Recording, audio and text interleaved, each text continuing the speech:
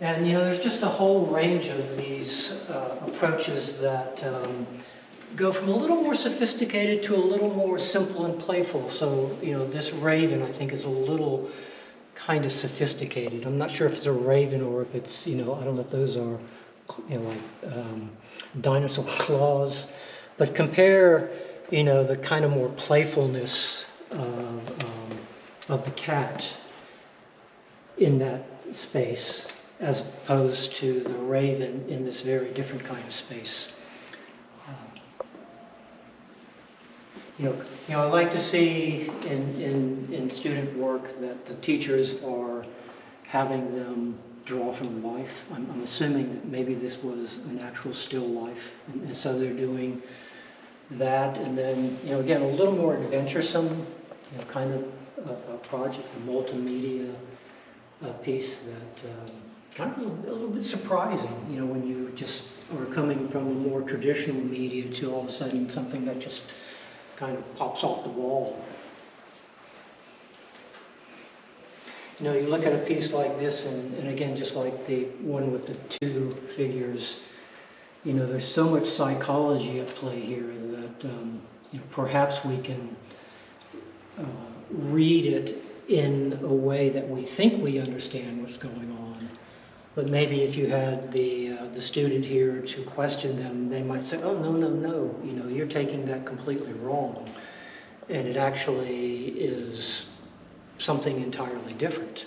So, sometimes titles can give that away.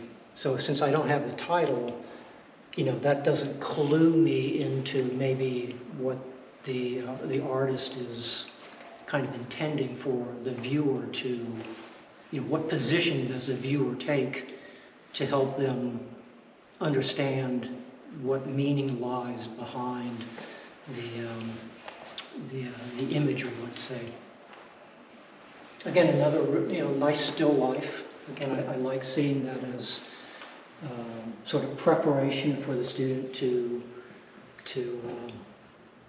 get that foundational experience so that they can take off into other things, or they can continue to keep it within a more realistic type of approach.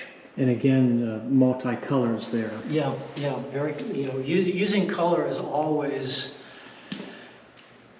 sort of one of the last things that artists really fully get command of.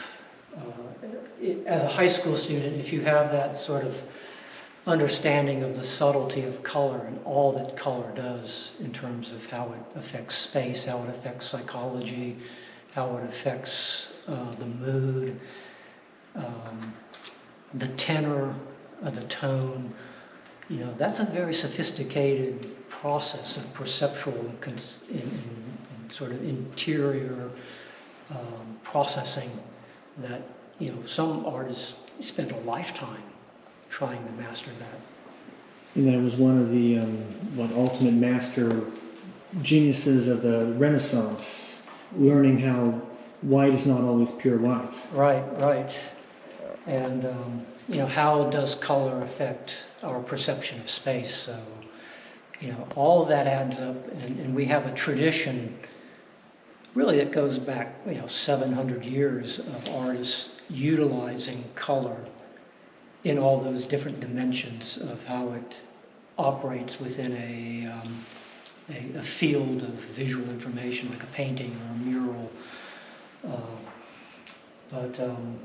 And of course, modernism comes along and throws everything upside down and turns over the apple cart. And so the Impressionists start using color in very different ways, and color starts becoming much more saturated as opposed to maybe a little more subdued, we find in those earlier classical periods, let's say.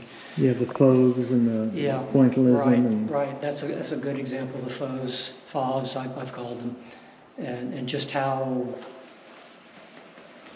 startling it is to look at that sort of. I don't want to use artificial color because it's really playing into the psychology, the expression, the feeling of the subject. like someone like Franz Marc, and how he used certain colors to represent fascism in fascist Spain.